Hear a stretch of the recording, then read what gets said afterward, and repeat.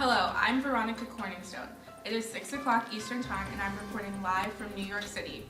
We have breaking news. Here's Rick Tamlin with more information. Thank you, Veronica. The CIA secretly attempted to aid exiled Cubans in a revolt against Fidel Castro, the communist dictator of Cuba. As you may already know, Castro overthrew Fulgencio Batista back in 1959. This was not a popular action in the United States because the Americans liked Batista. He helped many American companies by supporting their businesses in Cuba. The creation of this invasion plan was supported by President Eisenhower and was later given the go-ahead by President Kennedy. Both presidents saw the issue in having a communist nation so close to home. After failing to destroy the Cuban Air Force, the exiled Cubans invaded the Bay of Pigs, right here. The invasion was a horrible failure. Castro kept power and many Cuban exiles were killed or taken prisoner.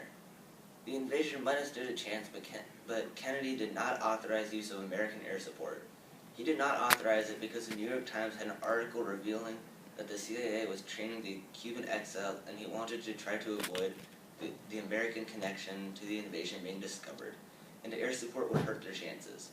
American connections to the invasion did not stay secret for long, however, and with Nikita Khrushchev, the communist leader of the Soviet Union, having such an influence in Cuba, many Americans are beginning to feel much less safe.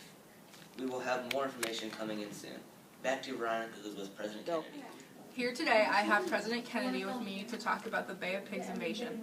Why did you approve the Bay of Pigs invasion? The CIA officers convinced me that they could keep it a secret that America was helping with the invasion. What do you think went wrong in the invasion? Well, backup paratroopers landed in the wrong spot and the attempt to take out the Cuban Air Force failed. How are you feeling after the failed invasion? I thought we never should have attacked in the first place. Why wouldn't you declare war on Cuba? That might cause retaliation from the Soviet Union.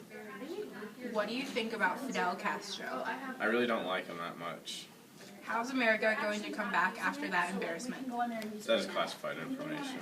Thank you for your interview, President Kennedy. What is your name? I'm Bowman from Havana, Cuba. Can you describe to us what you heard on the radio the other day? I heard that there was a failed invasion on the Bay of Pigs by some of the Cuban exiles trying to overthrow Castro. And what was your reaction to this? I was wondering why they would try to attack with such a small force. What is the mood in Cuba right now? People are more aware that an overthrow of government is possible. How has the invasion affected you? It hasn't affected me much yet, but it has made me think that our government is in danger. Thank you, Bowman. Thanks for having me.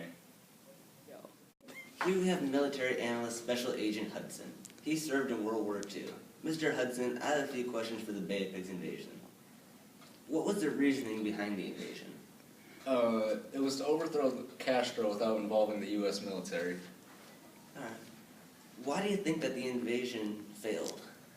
It was a mixture of poor plan and bad execution. It was supposed to be a quiet invasion, but it turned out to be too big to be quiet, yet too small to be successful. There were also many events of poor execution, such as paratroopers landing in the wrong places. Alright. How did the radio station on the beach go unnoticed? I don't know how that could have been missed. It was a huge mistake and it was costly. Why is Cuba such a threat? Cuba herself is not a huge threat. She is only a threat at all because of the communism. We don't want a communist nation that close to the USA. But the greatest issue is that they are building connections with the Soviet Union and they are a threat. Is it more difficult to fight against a communist nation rather than other nations?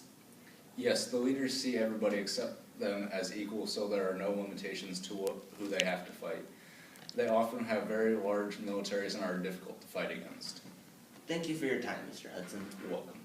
I'm Veronica Corningstone, And I'm Rick Tamlin. and we are reporting live from Channel 8, bringing you the news first.